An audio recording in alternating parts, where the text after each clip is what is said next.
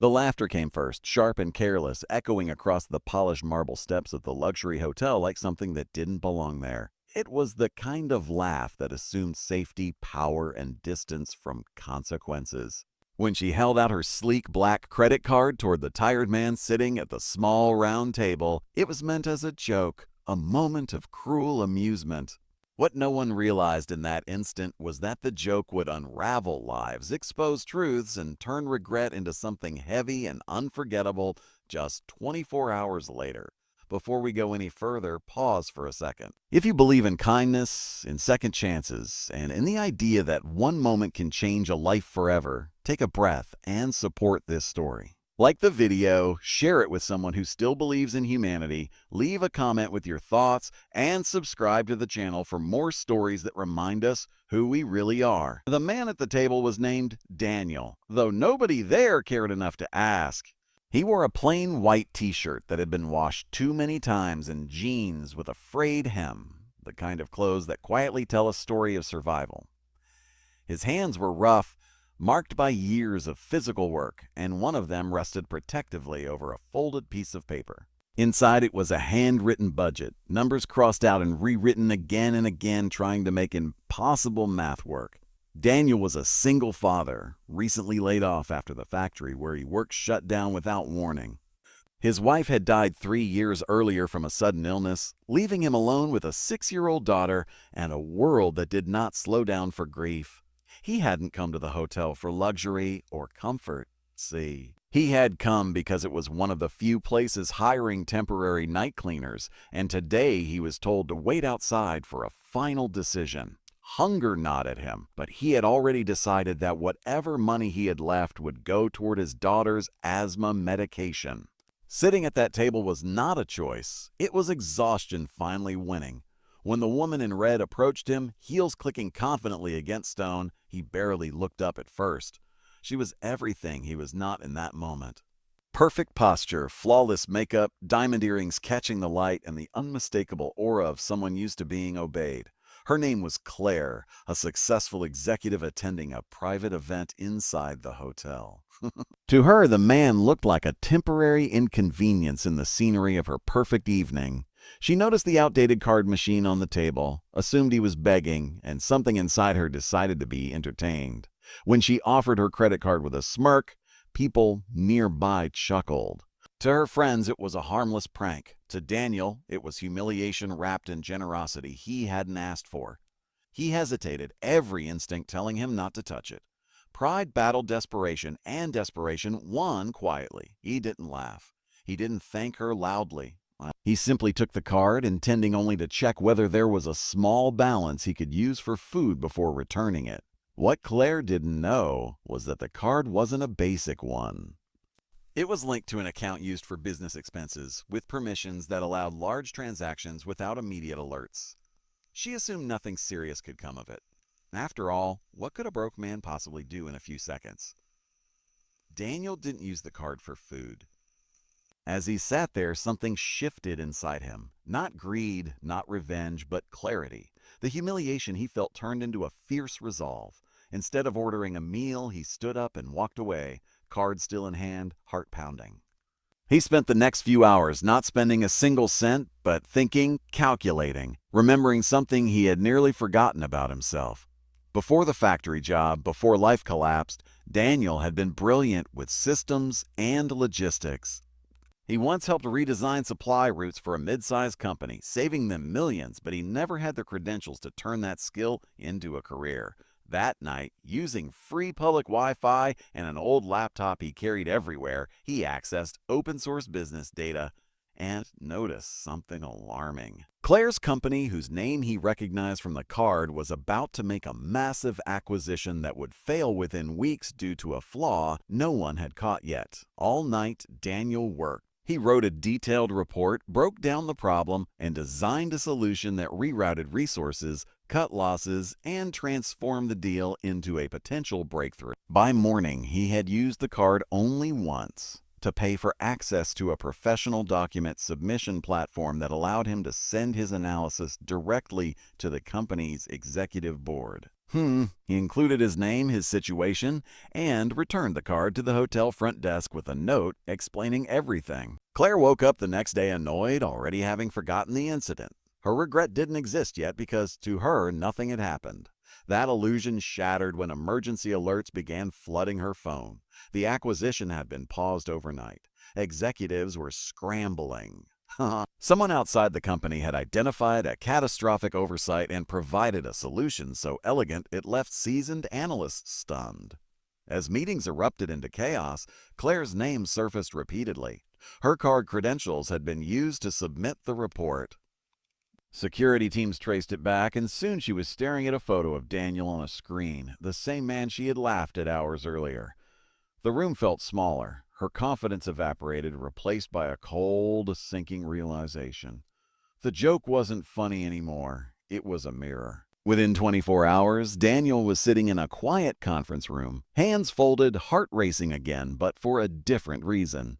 He wasn't there to be arrested or shamed. He was there because his mind had saved the company over $100 million. The executives listened to his story, his struggles, and his ideas. They didn't see a beggar. They saw untapped brilliance shaped by hardship. Claire watched from the corner of the room, unable to meet his eyes. The regret hit her not as guilt alone, but as shame for the person she had been when she thought no one important was watching. She realized that power had made her careless, laughter had made her cruel, and comfort had made her blind.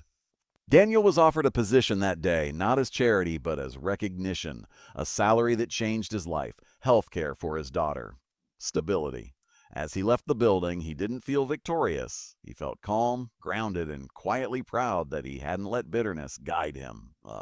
He had turned humiliation into opportunity without taking more than he needed. Near the end of the day, Claire found herself alone, staring at the city from her office window. The laughter from the night before echoed again, but this time it hurt. She understood now that kindness is not about jokes or gestures meant to elevate oneself. It is about seeing the humanity in front of you before life forces you to.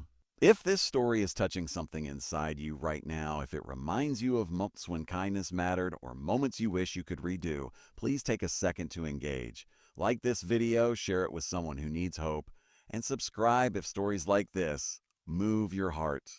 Stories like this move your heart. And before this story ends, leave a comment below. Tell us whether you believe people can truly change after moments of regret, and whether you think kindness should ever be treated as a joke.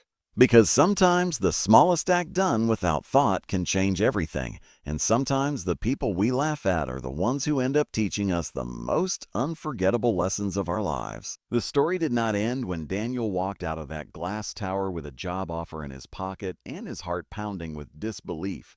In many ways, that was only the beginning, because real change never announces itself loudly. It unfolds quietly, testing character long after the spotlight fades.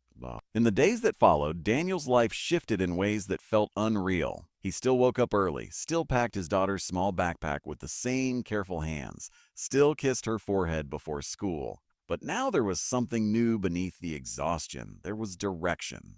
He no longer measured his future in hours until the next bill was due, but in weeks, months, and years. Stability began to take shape slowly, like a fragile structure that required patience to stand. He did not tell his daughter everything right away. He simply told her that things were going to be okay, and for the first time in a long while, he believed it himself. At the company, Daniel chose humility over revenge. He worked harder than anyone expected, not to prove a point, but because he knew what it felt like to be invisible. He listened more than he spoke, studied processes deeply, and rebuilt systems that others had stopped questioning years ago. People noticed, not because he demanded attention, but because results spoke for him. Savings grew, losses shrank. Projects that were once considered risky became models of efficiency. Slowly, his name stopped being associated with that incident and started being associated with trust. Claire, meanwhile, was unraveling in a way she had never experienced. Success had always insulated her from consequences. She had climbed quickly, confidently, assuming that sharp humor and emotional distance were signs of strength. Now, every boardroom laugh felt different. Every casual comment carried. She replayed that night over and over in her mind, the way she had held out her card, the way his eyes had looked up at her without anger, only quiet dignity. That was what haunted her most. Not punishment, but restraint. She began to notice things she had trained herself not to see before. The cleaning staff who worked late into the night. The assistants who apologized for things that were never their fault. The security guards who stood for hours without acknowledgement. Her world had always been full of people, yet she had rarely seen them. Regret, she learned, is not loud, it is persistent. It sits with you in silence and waits. Weeks passed before she found the courage to do something that did not involve damage control or reputation management. She requested a transfer of funds from her personal account into a foundation that supported single parents and job transitions. She did not attach her name publicly. She did not issue a statement. It wasn't redemption she was seeking. It was alignment, a way to live differently than she had before. The first time she crossed paths with Daniel again was in a hallway, unplanned and uncomfortable. The moment stretched longer than either expected. She did not apologize with dramatic words or excuses. She simply acknowledged the harm, the ignorance, and the lesson. Daniel listened.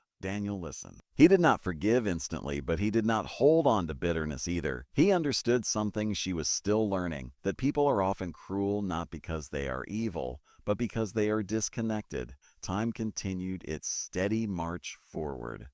Daniel's daughter grew stronger with proper medical care. Her laughter returned to their small apartment, which soon became a slightly bigger one.